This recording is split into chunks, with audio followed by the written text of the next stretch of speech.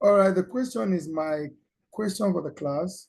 Is it advisable to reach out to your ex and can you stay friends? That's the first part of the question. Well, I don't know what you're trying to be doing in your past. You are not enemies, but it's not advisable. You know, one of the ways you keep yourself from moving on is to stay connected to your past. Now, this is not talking about hatred. This is not talking about strife, anger, bitterness. But you see, once you come into a romantic relationship, have a plan, very often the reasons for separation can be nasty, painful. Someone betrayed the other. Sometimes it is for good cause. We're not compatible, say, genotype or resistance that is not our making, and unfortunately, we lose the relationship, you see. But the question is, why are we trying to stay friends? Because once you take a relationship to a certain level, it becomes difficult to manage it at a lower level. And that's why one of the persons, for example, you can easily get into sexual sin with, especially if the relationship was even sexual, is an ex. You know nothing can happen, no future here, nothing will work here, but you're vulnerable. All right, so it's important to keep things in perspective. Is it okay to say hi once in a while? Why are you even doing that anyway?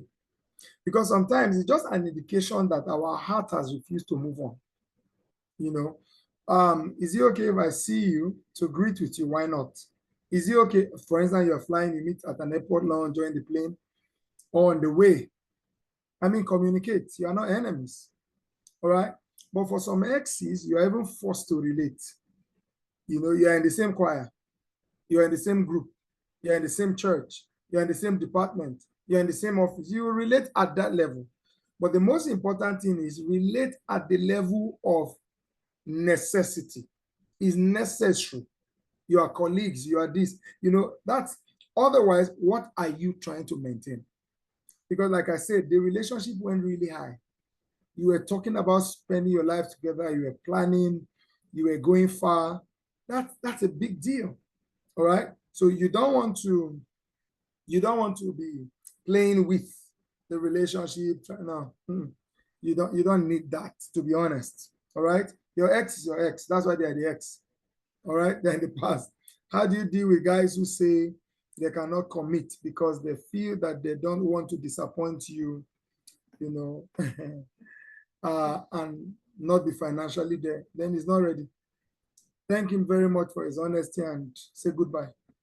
That's the honest truth. Thank him very much for his honesty and say farewell. Why am I saying this? I'm saying this because when it comes to the issue of relationship, when it comes to the issue of, you know, commitment, a man has to show not just a desire, but readiness. A man must show not just desire, but readiness. A man must show that he's ready, all right, to be in your life. And being in your life comes with responsibility. So if he's not ready for the responsibilities, then I'm sorry. You know, when a man comes to you, one of the things he needs to come with is certainty and assurance. This guy is just preparing your mind that if he walks away at any point, don't blame me.